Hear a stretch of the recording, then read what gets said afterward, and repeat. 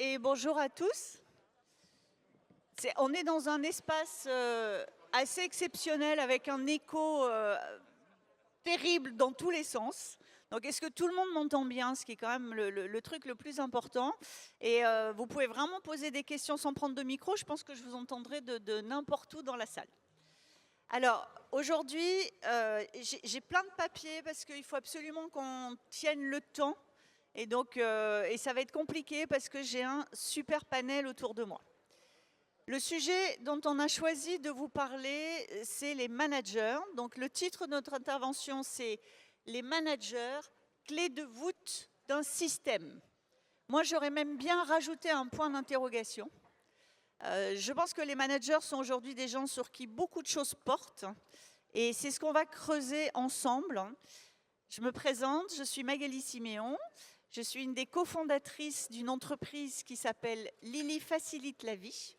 Et notre mission, c'est de prendre soin des salariés des entreprises qui sont clientes, de faire attention à leur santé mentale, de leur apprendre à avoir les bons gestes et de les aider aussi à régler leurs problèmes. Parce que quand on vous aide à régler vos problèmes, souvent on abaisse le niveau du stress et ça c'est prouvé. Alors, je suis entourée, je vous ai dit, d'un très beau panel. Je vais commencer par les femmes.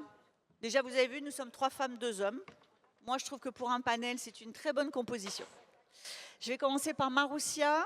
Maroussia Krawek est secrétaire confédérale CFDT. Elle est en charge du management, du dialogue professionnel, des organisations hybrides et du télétravail. Voilà. Donc, pour parler de management, je pense qu'on avait difficilement quelqu'un de mieux placé. Maroussia, elle a travaillé aussi à l'ANACT pendant longtemps, donc les conditions de travail, c'est quelque chose qu'elle connaît très bien.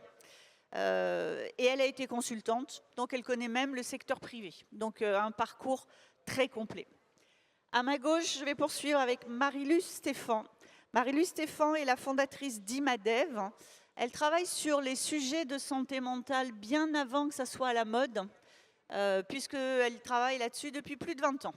Et je dirais que c'est à la mode depuis moins longtemps quand même. Elle est docteure en sciences de gestion et elle est enseignante-chercheuse. Et sa spécialité, c'est de travailler sur tout ce qui est les crises internes et la prévention des risques humains. Et surtout, c'est une des pionnières de la mise en place des réseaux de bienveilleurs dans les entreprises en France. Elle vous en parlera, donc je ne vais pas vous raconter tout de suite ce que c'est.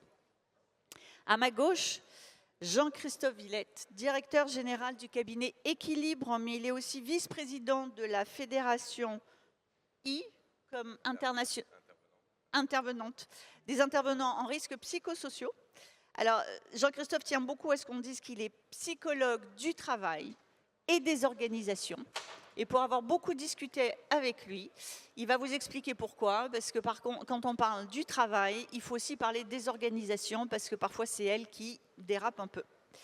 Et finalement, à ma droite, Vincent Beau. Vincent Beau est CEO du cabinet Master. Il est président de la fondation Projet 4121, dont il va nous parler aujourd'hui. Écoutez pour réussir la QVT.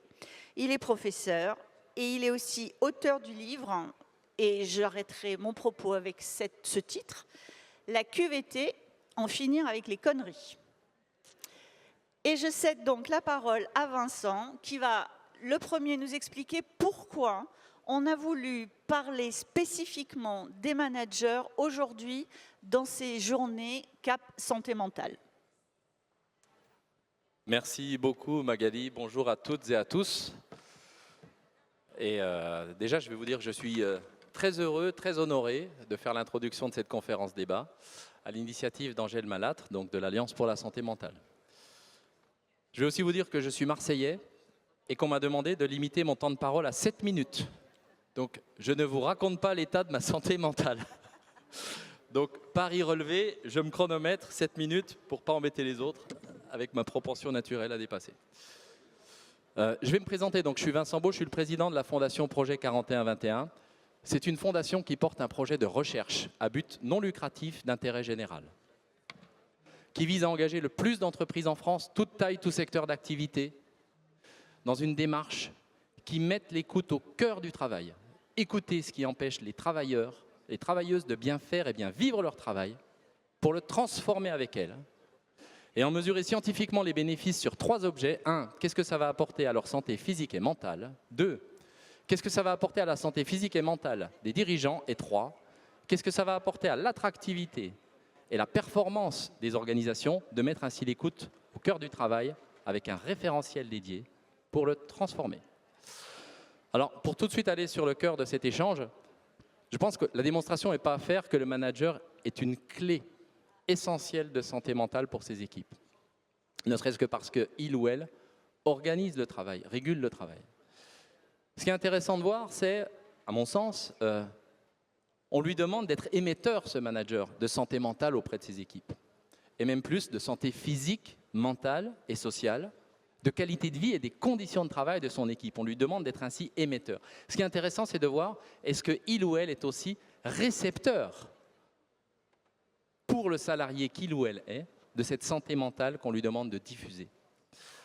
Et pour pouvoir illustrer la situation qui est la leur aujourd'hui, et je ne vais pas du tout spoiler tout ce qui va être bien plus précisé derrière, ce qu'on peut donner, c'est 3 chiffres. Donc 3 chiffres, premièrement, 15%. 15%, les entreprises qui disposent d'un middle management de qualité, 15% de performance financière en plus sur une étude de l'année dernière de Deloitte. Un bon management, une bonne performance. Deuxième chiffre, 58%. Il est sorti il y a quelques semaines chez l'APEC. 58% des managers déclarent ressentir un niveau de stress intense dans leurs fonctions. Et sous certains angles de cette étude, c'est 2 fois plus que les non-managers. Il y a d'autres études qui confirment ça.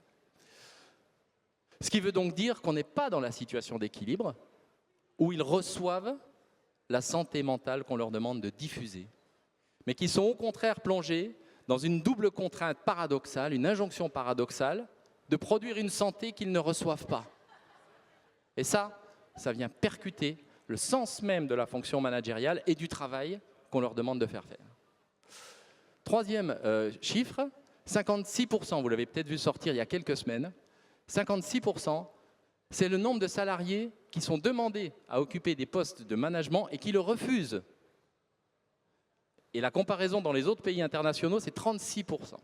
Donc on voit bien que celles et ceux à qui on demande d'être managers, voyant la situation dans laquelle ils sont, ne veulent plus l'être. Donc c'est un témoin de ce déséquilibre qu'il faut aujourd'hui corriger.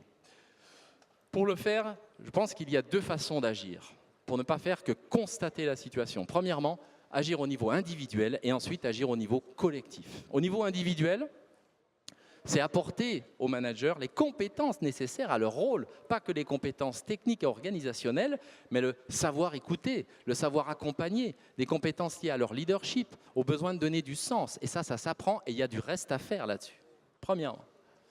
Mais deuxièmement, c'est aussi leur apporter collectivement un système de management, une culture managériale qui a intégré la santé mentale notamment dans ses déterminants. Parce que si ce n'est pas dans la culture de la performance de la boîte, ça ne sera juste pas là. Et pour ça, on peut regarder, il y a beaucoup d'autres éléments, mais pour ça, il y a un déterminant, il y a un point commun. Il n'y a pas de santé mentale sans écoute des travailleurs. Ce n'est pas possible. On a besoin d'écouter les travailleurs pour connaître l'état de leur santé mentale, qui est une donnée subjective de leur santé. On ne saura pas si on ne les écoute pas. Et on a besoin d'écouter les travailleurs pour savoir ce qui, dans l'organisation, les relations au travail, leur projection dans l'emploi, leur fait mal, atteint leur santé physique, mentale et sociale, leur qualité de vie et des conditions de travail. Et c'est là, je pense, que le bas blesse durement, parce que nous savons aujourd'hui, c'est comme ça, que nous sommes dans des entreprises qui sont aujourd'hui avec un management très descendant, très vertical, qui sont à la peine de l'écoute. D'une écoute non pas qui oublie, d'une écoute non pas de compassion, mais une écoute qui agit, une écoute de prévention. Et c'est là que se noue, en plus du fait que les entreprises sont beaucoup meilleures pour réagir aux conséquences de la santé, plutôt que d'en prévenir les causes en prévention primaire, c'est là que se noue le problème. Et donc, j'ai eu la chance de pouvoir rencontrer beaucoup d'employeurs, et beaucoup d'employeurs partagent ce constat, et ils nous ont dit, vous dites qu'il faut mettre la santé physique et mentale à égalité de traitement, beaucoup disent, vous avez raison. On ne peut plus laisser la santé mentale de côté et ne regarder que les accidents du travail. On est d'accord avec vous. Ils nous disent, vous dites qu'il faut mettre l'écoute au cœur du travail, vous avez raison. Ils nous disent, on ne peut plus être ceux qui décident de tout, tout le temps pour tout le monde. Mais la question, c'est comment on fait concrètement? Comment on fait concrètement? Et c'est pour répondre à cette comment on fait concrètement qu'avec des gens que j'estime beaucoup, par exemple Sophie Thierry qui viendra après, co-garante des Assises du Travail, avec le directeur du Bureau international du travail, avec l'ancien directeur de l'ANAC, des risques professionnels, avec l'ancien président de l'INRS, 4 services de prévention santé au travail, une mutuelle Malakoff Humanis, des experts, des chercheurs, des juristes. On a créé cette fondation pour donner une façon d'agir méthodologiquement. Vous la voyez peut-être derrière. C'est la fondation Projet 4121. Voilà, vous avez le site projet4121.org que nous vous invitons toutes et tous à rejoindre pour démontrer que ce changement est possible et d'en mesurer les résultats. Et enfin, et je suis bon, je ne reviens pas, et enfin, nous avons tous milité pour que l'écoute devienne le premier principe général de prévention dans le Code du travail, à l'article L 4121-2, dont vous comprenez maintenant l'origine du nom de la fondation, pour indiquer non seulement le ce qu'il faut faire, mais le comment le faire, par ce référentiel, par ce projet, par cette fondation. J'ai fini, j'ai 20 secondes d'avance, merci beaucoup. Merci. Merci Vincent pour avoir introduit le propos. Donc oui, effectivement, on va parler d'abord des causes. Non, on va d'abord parler de comment vont nos managers. Après, on va parler des causes et après, on va parler des solutions. Et vous allez voir que l'écoute revient beaucoup dans les solutions. Jean-Christophe, tu as des chiffres très récents sur comment vont les managers. Alors concrètement, comment ils vont? Je veux bien qu'on passe 2 slides, s'il vous plaît. On va faire comme ça sur les slides. Bon, merci. Bonjour à toutes et à tous, merci pour votre intérêt. Vous êtes nombreuses et nombreux. Encore un. Pendant que Magali gère la logistique, je tiens à remercier Vincent pour cette excellente introduction, qui est à la fois une introduction et pourrait être une conclusion et une ouverture. Mais ça montre que quand bien même on peut être limité dans le temps, on peut faire un travail de qualité. Merci pour cette illustration. On reviendra sur les causes et sur les déséquilibres un peu plus tard. Comment vont les managers, comment vont les salariés en France aujourd'hui? Je pense que tout le monde a la réponse, pas très bien. Et ça, c'est pas nouveau. C'est un point important. J'ai souvenir de résultats que je pouvais restituer il y a 15 ans. Et je me vois déjà en train de restituer des niveaux de stress élevés et très élevés autour d'un tiers de la population qui était sondée sur des échantillons représentatifs. Je vous partage aujourd'hui, puisqu'on m'a invité pour ça, les résultats, quelques résultats, ils sont beaucoup plus nombreux, du baromètre santé et conditions de travail qu'on a proposé avec Équilibre. Je vous invite bien évidemment à regarder l'ensemble des productions qui ont pu être faites au cours de l'année 2025. L'APEC a été citée pour l'excellente étude sur les cannes. Nos confrères de Cali Social ont aussi sorti un baromètre avec des résultats extrêmement intéressants. Et ne m'en voulez pas, si vous appartenez à d'autres cabinets et que vous avez aussi proposé des baromètres, je les lis. Je ne citerai pas tout le monde, mais j'associe tout le monde dans ma pensée. On participe ensemble à faire des efforts pour mieux prévenir, mieux informer, en lien avec les enjeux sur la santé mentale et les risques psychosociaux. Et c'est la raison de ma présence aussi, et merci de l'invitation. S'unir pour mieux agir ensemble sur ce sujet qui est obligatoirement pluridisciplinaire. Pour partager quelques chiffres, vous les avez peut-être déjà vus derrière vous, je les ai présentés en 2 parties. D'abord, les risques psychosociaux, ça a été dit en introduction, je fais partie de la Fédération des intervenants en risques psychosociaux, je vois certains confrères qui en font partie, qui sont présents aussi. Les risques psychosociaux, selon la définition de l'INRS, c'est le stress, les violences internes, les violences externes. Vous voyez que derrière moi, en termes de stress, l'ensemble des salariés sont exposés à des niveaux de stress élevés à très élevés, déjà significatifs, c'est ce que vous avez entre parenthèses. Et si on rajoute le niveau modéré, alors je l'ai rajouté, parce que lors d'une dernière conférence, je n'abordais que les niveaux de stress élevés à très élevés. Et puis on m'a dit, si on veut vraiment faire de la prévention, intéressons-nous de façon plus globale au phénomène et rajoutons ces niveaux-là parce qu'ils auront peut-être plus d'impact. J'ai mis les deux. Voilà, je n'ai pas eu le courage de choisir, je vous laisse faire votre marché. Donc 73% des managers sont associés à des niveaux de stress modérés à très élevés, 63% des autres fonctions. Et dans tous les résultats qui seront présentés, je le dis qu'une fois, sur quasiment l'intégralité des résultats, on a des niveaux de dégradation qui sont importants et on a à chaque fois un niveau de dégradation qui est plus important pour toutes les personnes qui occupent les fonctions managériales. va pouvoir parler ensemble. 31% des personnes qui occupent des fonctions managériales sont exposées à des violences. Alors vous le savez, il y a les violences internes entre salariés, les violences externes quand on est exposé à des tiers autres. C'est à peu près 18% d'exposition, presque un manager sur 5 exposé à des violences internes, presque un manager sur 5 exposé à des violences externes. La gestion des incivilités n'est pas une option. La prise en compte de ce phénomène des violences, principalement verbales, d'ailleurs dans les illustrations qualitatives que l'on peut avoir, est un point extrêmement important. Et en ce qui concerne le harcèlement, en tout cas dans le ressenti, ce n'est pas le résultat d'une enquête sur la qualification, mais vous voyez qu'on a 16% des personnes qui occupent des fonctions managériales qui ont le sentiment d'avoir été harcelées. Et je précise que ces résultats sont des résultats très contemporains puisqu'ils font la photo du ressenti des personnes interrogées selon un échantillon représentatif en France sur les 6 premiers mois de 2025. Voilà, on mettra à jour puisqu'on ressortira des données en 2026 sur ces résultats-là. Et en termes d'impact, en termes de fatigue et en termes de mal-être, on a 44% des personnes qui occupent des fonctions managériales qui ressentent un niveau de fatigue élevé à très élevé. Et on a 20% des managers, je le dis managers par raccourci, mais vous avez compris que des personnes qui occupent la fonction managériale, la notion de fonction est très importante pour moi. On a parlé d'organisation, cette fonction dans l'organisation est assez fondamentale à prendre en compte si on s'intéresse au travail et pas qu'aux personnes. Les 51% des managers ressentent des niveaux de mal-être modérés à très élevés. Quelques compléments par rapport à ça. Je vous ai dit qu'on a fait une photo sur les 6 premiers mois de 2025. Sur ce pourcentage, un manager sur 2, une personne occupant une fonction managériale sur 2 a ressenti du mal-être. Sur la périodicité, c'est plus de 3/4 du temps quand on les a interrogés, parce qu'ils auraient pu ressentir du mal-être une fois en février, une fois en avril. Sur les 3/4 des 6 premiers mois de l'année, ils ont été associés à ce sentiment-là. C'est un manager sur 3 qui a déclaré prendre des médicaments en lien avec le mal-être ressenti du fait de son travail. C'est une personne sur 2 qui déclare que ce mal-être ressenti a un impact sur sa vie personnelle. Et c'est globalement 9 situations sur 10 de mal-être ressenti qui renvoient et qui concernent la santé mentale. On a aussi 7 situations à 8 situations sur 10 qui renvoient à la santé physique, qui confirment, illustrent, corroborent ou rejoignent ce que Vincent a pu dire. On doit s'intéresser à la santé mentale, et la santé mentale et la santé physique ne sont pas indépendants. Intéressons-nous à la santé mentale pour qu'elle soit au centre des considérations, mais intéressons-nous à la santé au sens global du terme. C'est quelque chose de fondamental, je pense.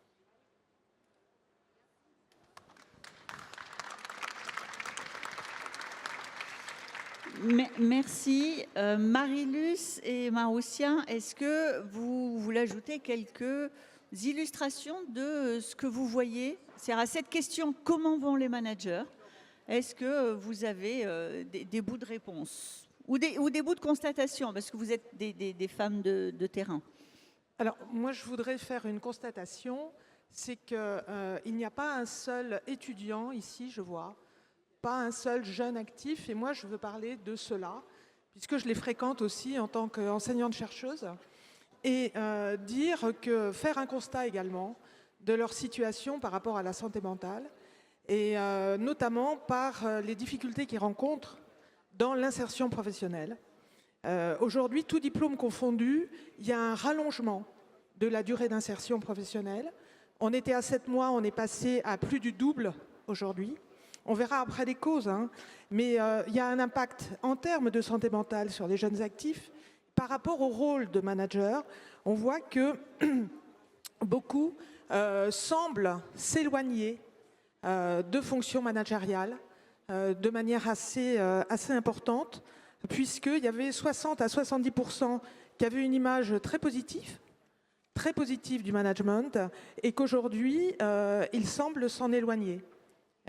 Pour plein de raisons, parce qu'ils sont épuisés, pour un quart d'entre eux, parce qu'ils considèrent que le salaire n'est pas à la hauteur de leur investissement, pour les 2 tiers.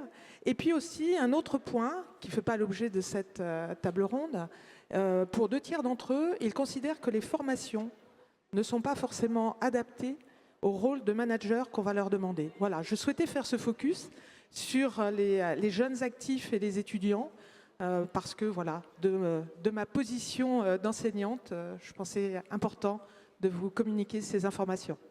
Merci. Et sur ce que tu dis sur la formation, moi je pense qu'un manager qui n'a pas été formé à manager, déjà on met un petit poids supplémentaire sur sa santé mentale. Donc ça n'est pas anecdotique. Maroussia, Oui, alors, dis-nous. alors, effectivement, moi, je vais compléter. On a aussi un baromètre à la CFDT, décidément, qui globalement trouve les mêmes conclusions que celles que vient d'évoquer Jean-Christophe, avec deux éléments quand même qui me semblaient importants de rappeler. Le premier, c'est que les résultats de cette enquête, et c'est relativement stable pour le coup depuis une bonne dizaine d'années, montre qu'on a 6 travailleurs, donc salariés ou agents de la fonction publique sur 10 qui s'estiment satisfaits au travail et qui considèrent que le travail est une source d'épanouissement. Donc il faut quand même aussi le rappeler, c'est important, c'est aussi une façon de s'ancrer sur des bonnes pratiques et de se dire que effectivement le travail peut être un lieu d'épanouissement s'il est porteur de sens et à certaines conditions qu'on va détailler ensuite. Évidemment, il ne faut pas oublier tous les répondants et les répondantes pour qui le travail n'est pas facteur d'épanouissement et n'est pas satisfaisant. Et l'autre élément que je voulais partager avec vous, c'est qu'on a fait une focale sur les cadres dans le cadre de ce baromètre, que sans surprise, on arrive aux mêmes conclusions sur le stress, par exemple. Donc, dans les projections, les cadres sont les travailleurs à espérer le plus un travail moins stressant, avec 10 points d'écart avec les autres catégories professionnelles. Donc, on voit bien qu'il y a en effet une problématique de stress qui est très prégnante chez les cadres. Mais on a aussi des résultats qui nous ont davantage surpris. C'est qu'ils sont également la catégorie professionnelle la plus nombreuse à attendre davantage d'autonomie, avec 10 points d'écart par rapport aux employés et aux ouvriers. Ils sont également la population la plus nombreuse à attendre davantage de participation aux décisions, avec également 10 points d'écart par rapport aux autres catégories professionnelles, et à attendre des perspectives d'évolution plus importantes. Donc la catégorie qui quand même aujourd'hui est censée être la plus autonome, être le plus proche du pouvoir de décision et avoir le plus de perspectives professionnelles, est celle qui finalement est le plus en attente de ces 3 éléments. Donc je pense que c'est aussi important de ce que ça peut révéler en termes de malaise de la fonction managériale et de ce qu'on appelle aujourd'hui souvent le bullshit management, avec des problématiques autour de... qu'on va évoquer par la suite, autour de la déclinaison notamment des objectifs de la direction de façon opérationnelle. Tu me fais une transition d'enfer. Je veux bien le slide suivant, puisque nous sommes sur un passage à la voix. Et donc, Maroussia, pourquoi ? Oui, qu'est-ce qui se passe dans les entreprises ? Je ne voudrais pas avoir l'air de faire entre le bourgeois gentilhomme, mais pourquoi ? C'est-à-dire qu'on est sur une fonction où les jeunes ne veulent plus aller, dont on a moins envie, et ceux qui y sont parmi les plus malheureux de l'entreprise, parce qu'à un moment donné, il faut utiliser les mots. Qu'est-ce qui se passe ? Alors d'abord, peut-être en préambule, juste, ça a été rapidement évoqué, mais ça me semble important de le rappeler. Pour la CFDT, quand on évoque une évolution des pratiques managériales, on évoque aussi, et même plus largement, une évolution de l'organisation du travail et surtout de la gouvernance. C'est-à-dire qu'on ne peut pas tenir pour seul responsable des problématiques managériales d'une organisation les managers, a fortiori les managers de proximité, et c'est bien l'organisation du travail dans son ensemble et la gouvernance qui ont la responsabilité de pratiques managériales, qu'elles soient toxiques ou bienveillantes. Ça, c'était juste une petite intro.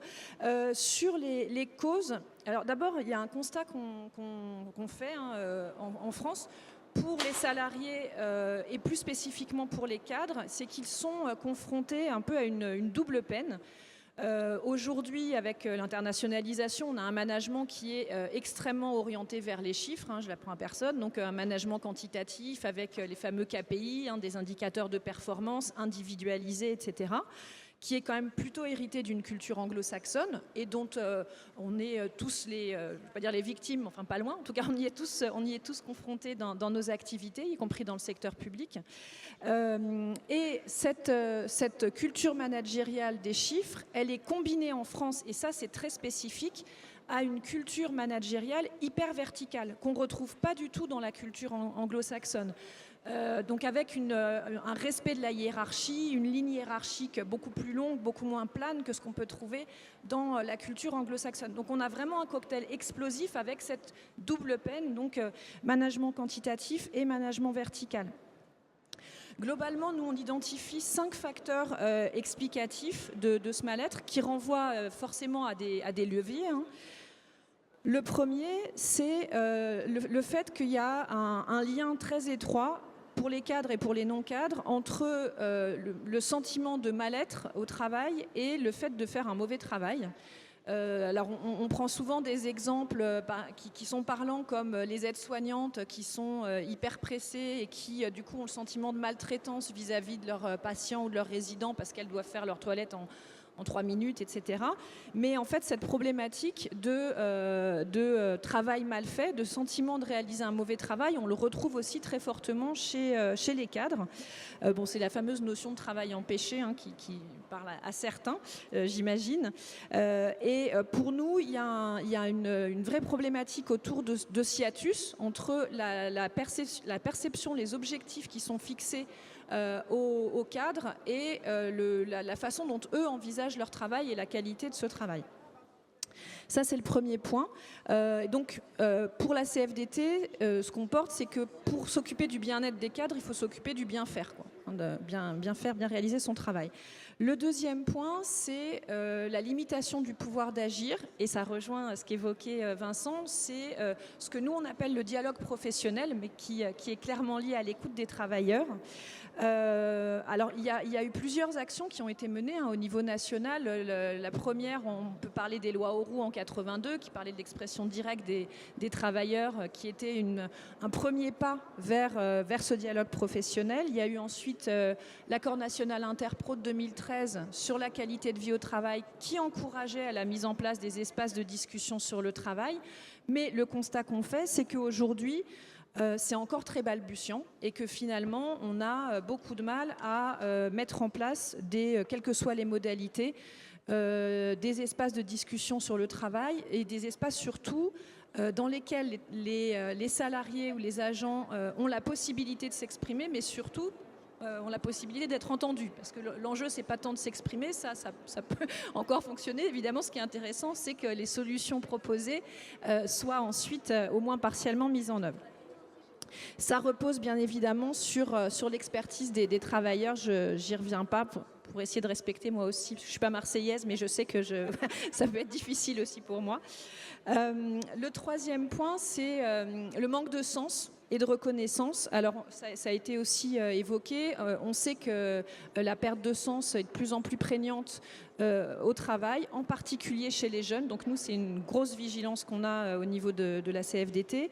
Et on sait aujourd'hui, c'est documenté, qu'il y a un lien direct entre la perte de sens et la santé mentale. Par exemple, avec un risque 2 fois plus élevé de tomber en dépression quand on perd le sens de son travail. Donc il y a vraiment un impact sur la santé qui est aujourd'hui avéré. Évidemment, le management va avoir un rôle à jouer dans cette perte de sens à 2 niveaux. Dans la façon dont il va relayer la stratégie de l'entreprise, évidemment à ses subordonnés, mais surtout dans la façon dont il va inscrire les objectifs individuels dans des objectifs plus collectifs, que ce soit au niveau du service ou de l'organisation. Et puis, le deuxième élément, c'est la limitation du management par les chiffres, justement du management quantitatif, voire algorithmique, qui est aujourd'hui l'une des principales sources de perte de sens au travail. Sans surprise, il y a un lien ténu entre sens et reconnaissance. Plus on est reconnu, plus on trouve du sens à son travail et vice-versa. Et là encore, alors la reconnaissance, ça passe bien évidemment par la rémunération, mais ça passe aussi par le management et ça dépasse les remerciements. La reconnaissance managériale, c'est justement ce qui va permettre de faire confiance, de déléguer, de reconnaître le savoir-faire, la technicité, etc. Le quatrième point, et il est central, c'est le manque de réflexion profonde sur les collectifs de travail. En France, les collectifs de travail, c'est un bonus. On va mettre en place du team building pour qu'il y ait une bonne ambiance au travail, mais c'est un plus, quoi. C'est plus sympa si ça se passe bien au travail. Il n'y a pas de réflexion profonde sur en quoi le collectif peut être un facteur de performance et surtout comment on peut mettre en place une organisation du travail qui structure ce collectif. Et alors que ça passe par des éléments assez simples, mais c'est un peu une révolution culturelle, c'est par exemple équilibrer les objectifs individualisés par des objectifs collectifs d'équipe. C'est quelque chose qui se fait relativement peu. En général, les objectifs collectifs sont très faibles. C'est mettre en place des organisations du travail qui favorisent la coopération, l'entraide plutôt que la compétition. Et enfin, le dernier point qui est un peu une synthèse, c'est justement la verticalité des modèles managériaux à la française. Pour prendre juste un exemple, il y a des travaux qui ont comparé le lean management, donc qui est un modèle organisationnel très standardisé, et on observe que le lean management appliqué en France n'est absolument pas le même que le lean management appliqué au Japon, mais aussi au Danemark. Et en fait, on a dans le lean management à la française pris à peu près tout ce qui était mauvais dans le lean management, et en revanche on a oublié tout l'intérêt qui portait justement sur les échanges, la discussion sur le travail et la résolution de problèmes collectifs. Voilà, je vais m'arrêter là pour merci pour les beaucoup facteurs. Maroussia, parce que ça montre bien qu'il y a un sujet de culture, il y a un sujet d'organisation. Jean-Christophe, il y a aussi des irritants du quotidien. Combien de fois on est interrompu? Comment ça marche nos journées de travail quand on est manager? Alors, c'est de moins en moins évident de prendre la parole après ces excellentes interventions qui sont chacune extrêmement complètes. Ce que je souhaite partager, on va peut-être avoir une diapositive derrière vous, mais il y a plusieurs choses que je souhaite partager. Oui, le slide suivant. En lien avec ce que j'ai entendu de la part de mes collègues et de mes confrères, vous voyez que le sujet de l'activité en tant que telle est un sujet fondamental. L'activité de travail de l'ensemble des salariés est de permettre aux managers, dans les formations qu'on leur délivre, d'être en capacité d'agir sur l'activité et pas simplement sur une écoute, quand bien même importante, réparatrice à un moment donné, mais qu'on ne confonde pas le champ d'action qu'on doit mettre en œuvre comme étant la nécessité de la mise en place d'une écoute individuelle réparatrice, mais qu'on aille beaucoup plus sur une écoute des personnes du travail qui portent cette capacité d'être une écoute de prévention.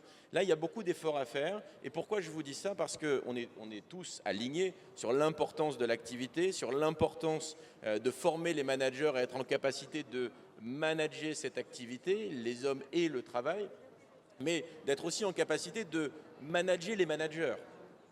C'est le fil conducteur de notre présentation, la fonction managériale comme clé de voûte. Et aujourd'hui, cette fonction est impactée. L'ensemble des éléments que l'on partage sont les symptômes d'une organisation malade, d'une organisation en déséquilibre, dont les personnes qui occupent les fonctions managériales sont les premières victimes, on en a parlé, quand bien même on rencontre des managers qui s'épanouissent dans leur travail, pour reprendre ce qu'a dit Maroussia. Moi, j'observe en fait dans les sollicitations d'un cabinet comme le mien, comme un certain nombre de mes confrères, 85% de sollicitations dans des situations d'urgence. On connaît notre numéro et il n'y a aucune difficulté pour mobiliser des budgets, ni pour intervenir demain quand il y a le feu dans une situation de travail. Quand on doit discuter de la mise en place d'une démarche beaucoup plus préventive, prendre des rendez-vous est plus compliqué, le décalage des rendez-vous est beaucoup plus fréquent, la question du budget devient toujours une priorité, etc., etc. On a pourtant en face de nous les mêmes personnes, mais qui ne sont pas du tout dans les mêmes dispositions quand il y a une situation d'urgence dans laquelle il fait sens de prendre en charge la santé et la santé mentale que quand on doit s'impliquer en prévention. Alors je suis à l'écoute des objections. Et vous voyez, en lien avec la santé mentale et les risques psychosociaux, on me dit oui, mais évaluer l'ensemble des facteurs de risques psychosociaux selon le référentiel de l'INRS, hérité du rapport Golac, c'est lourd, c'est compliqué, c'est complexe. Peut-être qu'on va même générer des risques en utilisant ce référentiel. Personne n'y comprend rien, etc., etc. Alors, dans un premier temps, ça a créé chez moi des irritants. Ensuite, j'essaye de comprendre. Donc je me suis dit, en fait, l'ensemble des familles de facteurs de risque, est-ce qu'on ne peut pas les appeler différemment? J'ai fait un test et j'ai partagé avec un certain nombre de mes clients, on va vous accompagner pour identifier les forces vitales du travail. Ah ça c'est intéressant les forces vitales. Ah ça me plaît bien les forces vitales. Mais les forces vitales, les valeurs, l'intensité, le temps de travail, l'autonomie, le lien social, les exigences émotionnelles, le sens et la sécurité psychologique. C'est exactement la même chose que les facteurs de risque psychosociaux au sens du rapport Golac ou repris par l'INRS. Donc, voilà, je n'ai pas envie d'être dans l'opposition pour l'opposition. À nous de réfléchir aussi sur comment, en étant à l'écoute des objections des personnes qui ont le pouvoir de décider pour intégrer des dispositifs de prévention et des budgets dans leur organisation, eh bien, on arrive à intégrer l'ensemble des enjeux, pas simplement les nôtres, mais l'ensemble des enjeux de l'entreprise. Et je pense que pour progresser, il est nécessaire de bien comprendre l'ensemble des enjeux de l'entreprise pour accompagner la redéfinition du curseur dans les arbitrages et dans les prises de décision des différentes gouvernances. Il faut aider les entreprises à prendre des décisions et pour ça, on doit les accompagner à lever la peur et deuxièmement, on doit les accompagner à pouvoir mieux objectiver ce dont on parle, mieux objectiver le retour sur investissement. Je ne vais pas vous lire l'ensemble des indicateurs qu'on a prévus, je vais vous partager autre chose. Dans une objection, on a une trentaine ou une quarantaine d'indicateurs. Parfois, les seuils d'exposition sont faibles, mais comme on nous appelle dans un grand nombre de cas où les situations sont dégradées, vous avez un grand nombre d'indicateurs qui sont dégradés. Par où on commence? Comment on les lit? Et donc on se retrouve avec des diapositives, des diapositives et des diapositives. Ça fait plaisir à ceux qui les présentent, ils ont l'impression de restituer quelque chose d'important parce que derrière les chiffres, il y a une illusion d'autorité. Mais en fait, les chiffres servent à objectiver, ils sont importants pour venir compléter des KPI dans les organisations, pas simplement des KPI en lien avec la satisfaction globale, mais des KPI en lien avec la santé, osons les intégrer dans les tableaux de bord, mais des indicateurs qui ne sont pas mis en discussion, qui ne sont pas mis en dialogue, en réalité ils ne servent à rien, puisqu'on n'approche pas la finesse de la réalité des situations de travail et du travail réel. Donc tout ce que l'on dit ensemble est parfaitement complémentaire, mais je voulais vous partager que dans cet effort de simplification, on a fait un travail avec les équipes d'équilibre et puis nos partenaires pour identifier les facteurs de risque qui ont le plus d'impact sur les situations de mal-être. Intensité des situations de travail, c'est-à-dire ne pas avoir le temps, vous voyez, de respirer, de faire de pauses, peut-être même de prendre des pauses tout à fait essentielles comme le déjeuner.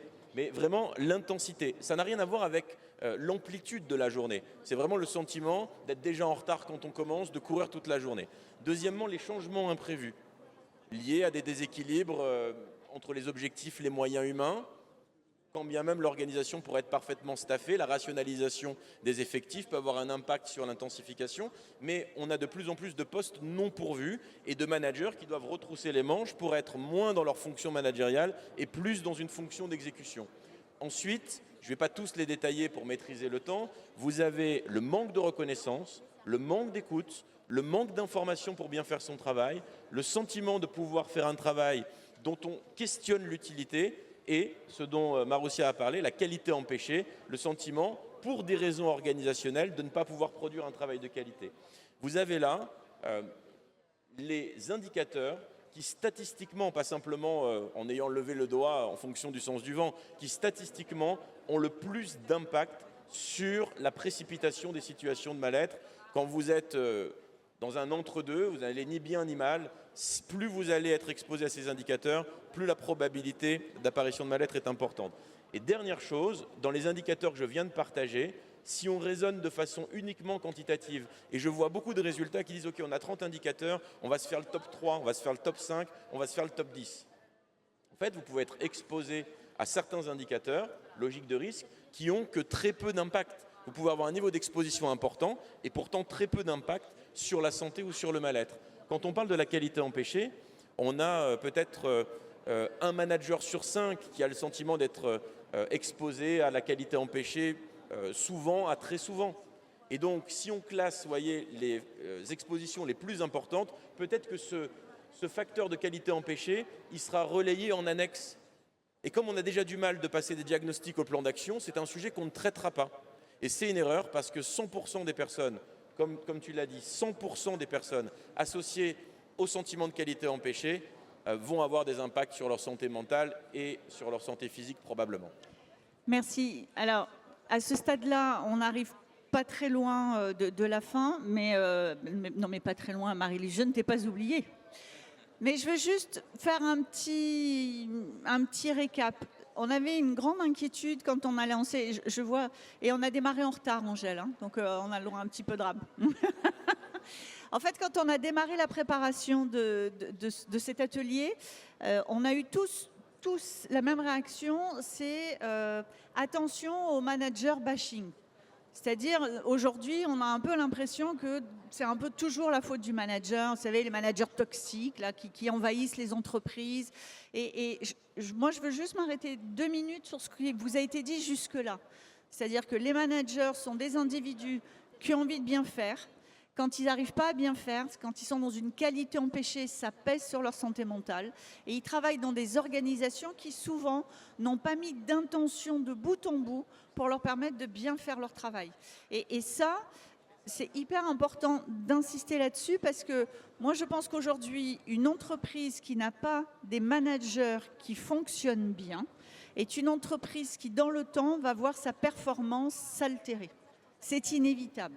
On a tellement d'enjeux face à nous que si ça ne suit pas dans les équipes, bah, l'entreprise va avoir du mal. Et donc, cet atelier aujourd'hui, il tombe vraiment bien. On vous a parlé de beaucoup de causes qui étaient des causes organisationnelles. Et donc, maintenant, on vous a parlé aussi de causes qui étaient des causes de posture. Et donc, nous allons arriver au slide suivant. C'est-à-dire qu'on est quand même allé voir un petit peu quelles sont les solutions. Je vais passer la parole à Marie-Luce parce que Marie-Luce, son expertise, elle est vraiment sur les 3 niveaux de prévention et sur l'écoute. C'est des éléments importants. Après, chacun d'entre nous complétera son propos et de manière à essayer de vous donner un ensemble. Si j'avais un vœu pour ceux qui aujourd'hui prennent ou s'occupent de managers dans les entreprises, si j'avais un vœu, c'est que vous sortiez de cet atelier en disant « je vais essayer un truc ». Commençons par un truc. Je vais prendre une ligne dans le tableau de Jean-Christophe et je vais essayer un truc. Donc, qu'est-ce que tu nous recommandes, Marie-Luce? Alors, je vais quand même prendre sur mon temps de parole, même si j'ai compris qu'il était un peu réduit, pour dire 2 choses. Replacer les choses dans leur contexte, c'est-à-dire qu'un DRH, une entreprise, a 2 enjeux primordiaux, principaux, qui sont d'une part l'attractivité. Comment je fais pour attirer des talents? Et la rétention, comment je fais pour les garder? Et dans ce contexte-là, il est absolument essentiel que les décisions et donc les solutions soient prises d'en haut. Donc c'est une décision de la gouvernance. C'est-à-dire que moi, quand je vais proposer en fait des solutions, des dispositifs internes qui visent à prévenir les risques humains, moi aussi je suis un peu fâchée avec les risques psychosociaux et je préfère parler de risques humains, eh bien je vais m'adresser en premier lieu au COMEX, au CODIR, à la gouvernance, pour qu'ensuite ça descende. Donc, je vais déjà parler d'un dispositif Le slide suivant, s'il vous plaît. Qui est le dispositif des bienveilleurs. Le dispositif des bienveilleurs, tel qu'il a été structuré, hein, tel que je l'ai conçu et structuré sur une idée qui existe déjà, qui a été mise en place et pensée outre-Atlantique par nos amis québécois, comme c'est souvent le cas. C'était des sentinelles, donc on parle plutôt de bienveilleurs. La force de ce dispositif, c'est qu'il s'adresse à tous les salariés.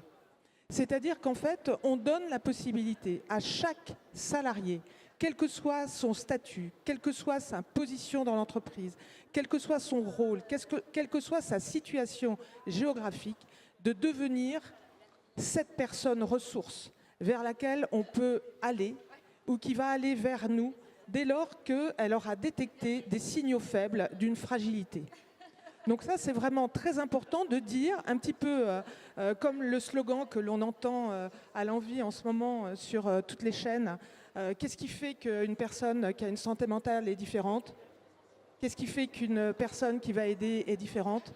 C'est de dire qu'on est tous concernés. Et c'est de ramener ça dans le cœur de l'entreprise et de dire que oui, toute personne est concernée. Donc effectivement, il y a une structuration qui est très importante dans la mesure où on va faire un appel à candidature, on va faire signer une charte de fonctionnement à chacun de ces bienveilleurs qui aura cette identité en plus de son identité professionnelle. Ce qui est absolument fondamental, c'est qu'il y ait la confiance. Et pour qu'il y ait la confiance, il faut qu'on puisse garantir la confidentialité des échanges. Ce sont des personnes relais qui, en fonction d'un certain nombre de dimensions, vont pouvoir faire le relais hors les murs, c'est-à-dire si c'est sur une dimension personnelle, si on a en réalité détecté des signaux faibles d'une fragilité plutôt d'ordre personnel, à ce moment-là, la question va être de dire, est-ce que tu as un médecin qui te suit ? Est-ce que tu es allé voir tel ou tel conseiller hors les murs ? Et donc, bien sûr, la confidentialité est totalement préservée. Et si c'est à l'intérieur des murs ? C'est là que se pose la question de la confiance et donc de la confidentialité. Et c'est parce que c'est un dispositif qui a été établi avec la gouvernance en lien direct avec la DRH que l'on peut garantir cette confidentialité. Et donc, ils font le relais sur des dimensions managériales. Donc, typiquement, j'ai un problème d'ordre managérial avec mon manager ou d'ordre relationnel au sein de mon équipe.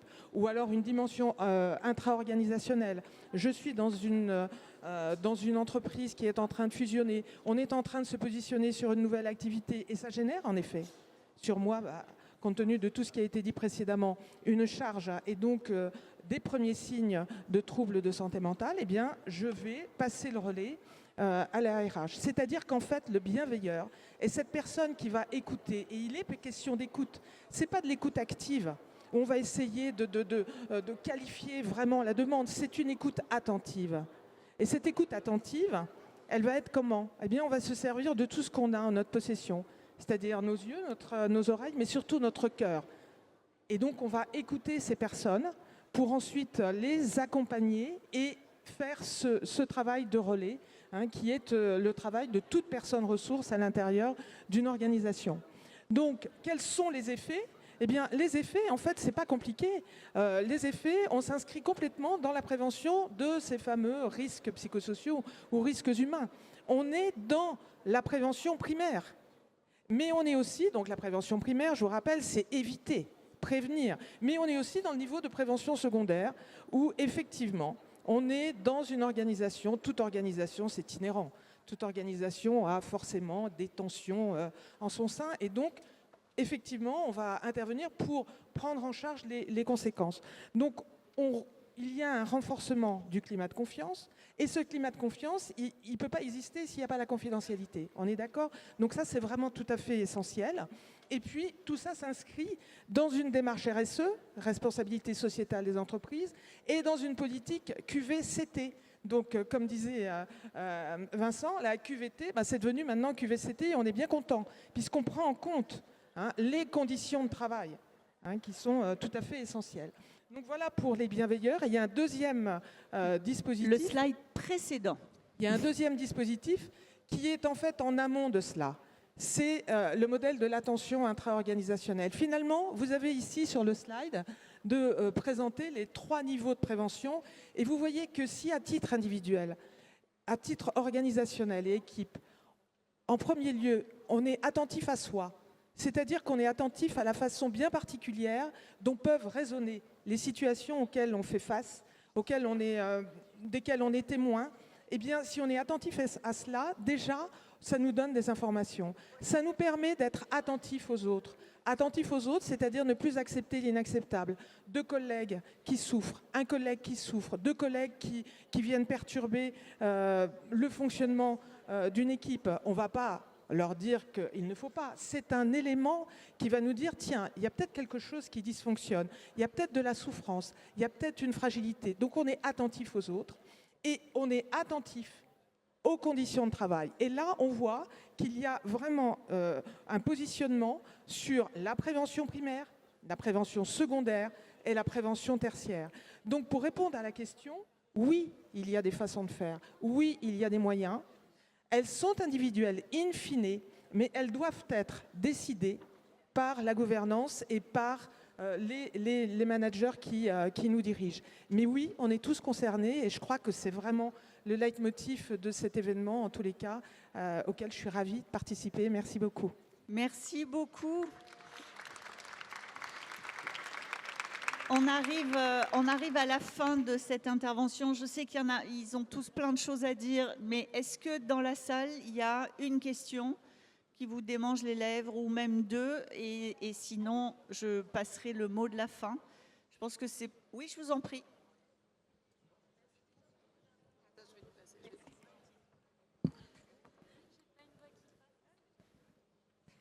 Merci beaucoup.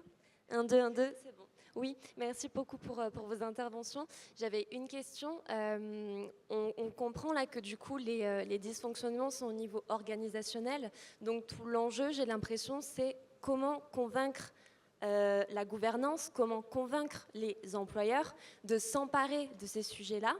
Donc voilà, c'est ma question. Comment convaincre les employeurs? Merci.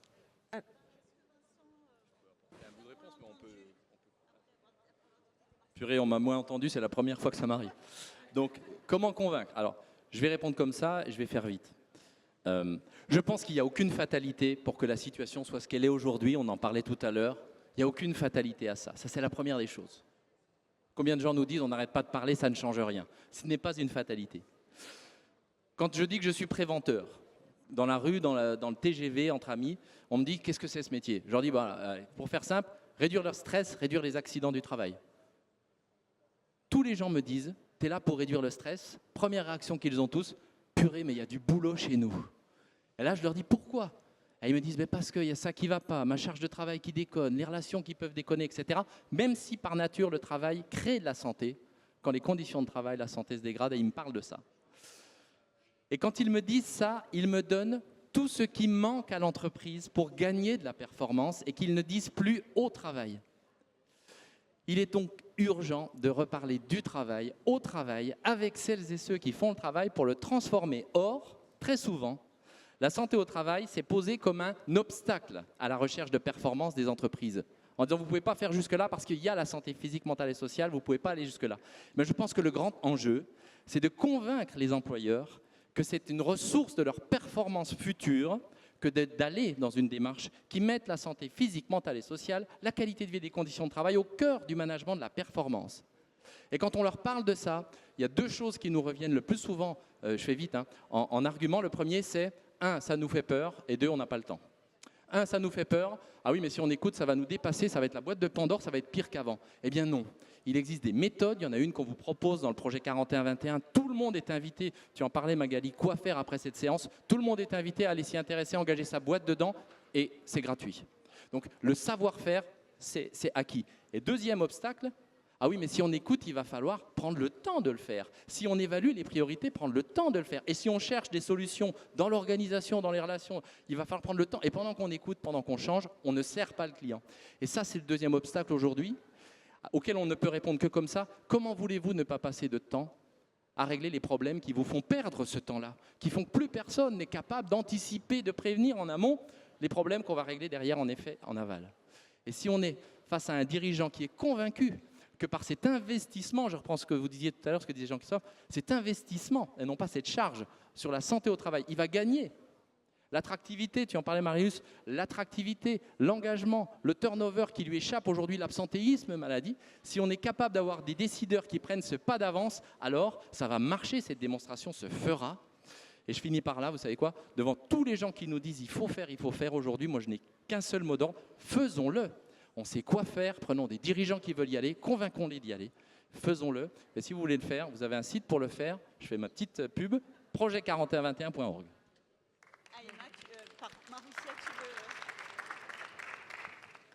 Oui, alors je partage complètement ce qui vient d'être dit sur le travail de conviction vis-à-vis des employeurs. Nous, c'est un peu notre boulot au quotidien, en tant qu'organisation syndicale, d'arriver à convaincre les employeurs, que ce soit par l'intermédiaire de nos élus dans les entreprises, les administrations, et on est de plus en plus convaincus que c'est par ce biais, en fait, c'est vraiment sur le terrain, individuellement, au cas par cas, dans chaque entreprise, qu'on va pouvoir faire cet effort de conviction. Alors, je suis tout à fait d'accord avec ce qui vient d'être dit. Je fais aussi le même constat, c'est qu'on a quand même tous les outils. On a des statistiques, Jean-Christophe en a rappelé beaucoup, et nous aussi, on en a beaucoup d'autres, qui montrent à quel point la performance d'une entreprise est liée à la performance et au bien-être, à la performance sociale finalement de son organisation. Et ça ne suffit pas. C'est-à-dire que malgré tout, on a des stats et les stats ne sont pas forcément suffisantes. Mais évidemment, il faut s'appuyer sur ces données, il faut s'appuyer sur les données qui ont été rappelées sur l'absentéisme, etc. Bon, bref, donc ça, c'est un premier point. Après, on a, nous, en tant qu'organisation syndicale, on a un pouvoir de conviction au niveau national dans le cadre, par exemple, des négociations interprofessionnelles avec les organisations patronales, donc le MEDEF, la CPME, l'U2P. Et on s'y attelle. Et donc, par exemple, pour apporter une touche d'espoir, dans le cadre de la négociation nationale interprofessionnelle sur les travailleurs expérimentés, qui a été signée en novembre 2024, dont vous avez peut-être entendu parler, puisque c'est celle qui a permis d'obtenir la retraite progressive pour toutes et tous dès 60 ans. Mais dans le cadre de cette négociation, on a obtenu d'autres avancées, et une avancée en particulier qui est de mettre en place des négociations dans les entreprises de plus de 300 salariés pour le bien-être globalement des travailleurs expérimentés. Et dans cette négociation, on a réussi à obtenir, et c'est une énorme nouveauté, ce qui est une négociation autour des pratiques managériales et de la contribution du management et de l'organisation du travail, justement, au maintien en emploi des travailleurs expérimentés. Quand on travaille au bien-être des travailleurs expérimentés, finalement, on agit pour l'ensemble des salariés d'une organisation. Donc c'est aussi une autre façon de faire ce travail de conviction au niveau national. Je crois qu'on a le droit à une dernière question. Question courte, réponse courte. Désolée parce que la main avait été levée avant. Mais on sera encore là un peu dans la salle pour ceux qui auraient des questions. Je vous en prie. Bonjour, merci à toutes et à tous pour vos présentations. Alors, moi, je suis réflexologue, aromathérapeute et énergéticienne. Et dans mon cabinet, eh bien, je reçois exactement les grands thèmes que vous avez dit, c'est-à-dire le stress en priorité, la fatigue et le mal-être. Et je constate de plus en plus de bore-out, de burn-out. Et certes, je vais jusqu'où je peux aller. Et ensuite, bien sûr, je redirige vers des professionnels de santé plus adéquats. Mais je suis étonnée qu'en 1 an et demi de cabinet, je reçois, ce sont les thèmes principaux. Donc c'est vrai que la QVCT, c'est énorme. Moi, j'ai des ateliers bien-être que j'ai créés. Et c'est vrai que c'est pas évident parce que même quand on en envoie, les entreprises réagissent pas forcément, quoi. Non, ouais, c'est sûr. Est-ce qu'une dernière question ? Toute dernière, Angèle, c'est mon droit d'animatrice. Merci, très rapidement. Quel est le profil aujourd'hui des pionniers de vos clients en fait, qui sont engagés vers ce type de démarche? Est-ce que c'est tous ceux qui signent la charte qu'on nous a distribuée hier ou des sites d'entreprises larges, des PME? Cette réponse-là, moi je vais faire la mienne et je vous propose qu'on en fasse chacun une et ça sera la conclusion de notre table ronde. Moi, ça fait 8 ans que je travaille sur les sujets de santé mentale. Quand j'ai commencé, j'ai bien vu que voilà, ça tiltait pas en face de moi. Mon constat aujourd'hui sur nos clients, qui sont des clients qu'on a pour certains depuis 8 ans, et c'est ce qui a été dit par Marie-Luce, c'est ce qui a été dit par Maroussia et par un peu tout le monde, c'est qu'à l'origine, il y a un dirigeant que moi j'appelle un dirigeant éclairé. C'est-à-dire il y a une personne à la tête de l'entreprise qui est convaincue et qui est convaincu au-delà de ça va me rapporter du business, qui est convaincu parce qu'il se dit il faut le faire. Aujourd'hui, moi, ma perception, c'est que ceux qui y vont en premier, c'est ceux qui y croient parce qu'il y a une conviction personnelle. Et dans ces cas-là, ça descend, c'est-à-dire le COMEX est bien engagé, ça descend à tous les niveaux, les moyens sont mis en place, on est sur des visions à 18 mois, 2 ans et pas à 3 mois, avec vraiment du suivi. Et donc, pour moi, ce que je cherche aujourd'hui, quand vous voyez, je prospecte. Alors, je cherche des dirigeants éclairés. Voilà, s'il y en a dans la salle, n'hésitez pas, je peux vous donner mes coordonnées. Et toi, c'est quel dirigeant ? Moi, je travaille depuis le début des années 2000 sur ce sujet, en l'occurrence depuis la loi de modernisation sociale. Donc les premières interventions très rares dans le début des années 2000 étaient, comme je vous l'ai déjà dit, des interventions souvent en situation d'urgence. Ça s'est accéléré après, à partir de 2009, 2010, avec des événements dramatiques que vous connaissez dans des organisations que je ne vais pas citer, avec des vagues de suicides, mobilisation du gouvernement, voilà, enjoindre des entreprises à déjà signer un certain nombre d'éléments qui forcent peut-être à les rassembler. Je vais très vite parce que je ne vais pas vous faire l'histoire. Ça fait globalement 25 ans. Sur les 25 dernières années, le nombre de personnes, d'entreprises avec lesquelles on a travaillé grandit au fur et à mesure. Ce qui a changé sur les dernières années depuis globalement la crise sanitaire, c'est qu'on travaille de plus en plus avec des PME. Je pense que les TPE restent encore très loin derrière et il y a besoin de vraiment réfléchir à l'accompagnement dans les TPE de la santé et des conditions de travail.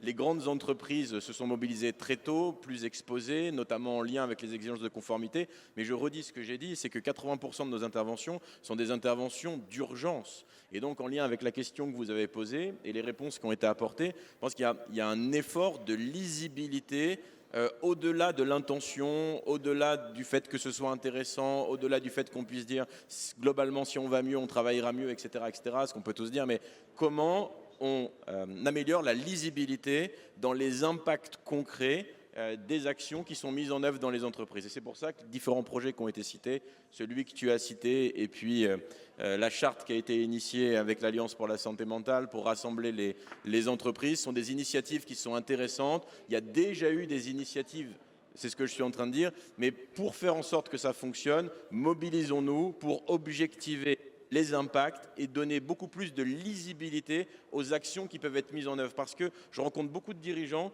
qui ont l'intention d'agir, mais ils ne savent pas comment faire aussi parfois. Donc aidons-les, rendons beaucoup plus lisibles à la fois les actions et les impacts. Oui, alors, il